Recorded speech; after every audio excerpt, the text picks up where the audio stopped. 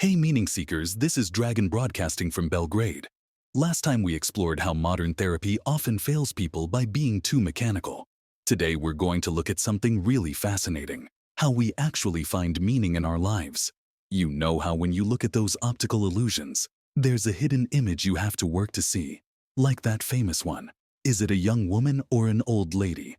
Well, Frankl says, finding meaning in life works kind of the same way. It's not something we invent or imagine. It's something that's actually there, waiting to be discovered. Let me break this down into something really practical. The gestalt of meaning. Think of your life like a puzzle. Each piece might not make sense alone, but when you step back, you can see a bigger picture forming. Frankl says we have this natural ability, kind of like an internal meaning detector, to sense when things fit together into something meaningful. It's not just random. We're literally wired to find patterns of meaning. The 3 ways to find meaning. Frankl says there are 3 main ways we can discover meaning. Creating something, like making art or building something. Experiencing something, like falling in love or appreciating beauty. Changing our attitude towards suffering, like finding purpose in a difficult situation. Here's what's wild.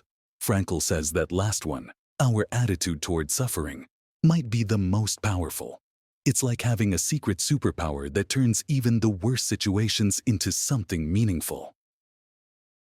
The role of conscience. You know how your phone has a GPS that helps you navigate. Frankl says we have something similar for meaning, our conscience. But here's the key difference. It's not like Siri giving you exact directions.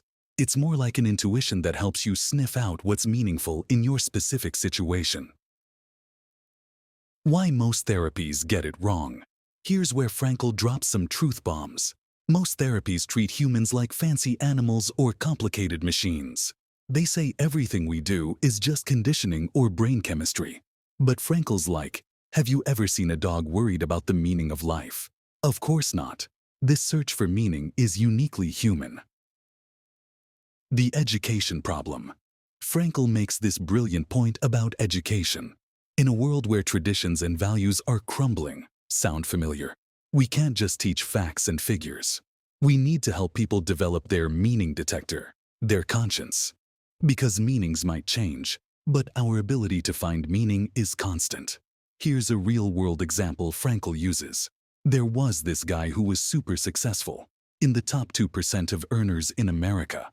But he felt empty inside. Once he discovered meaning was what he was missing, he switched careers to something that paid less but felt more meaningful. Money's nice, but meaning is better.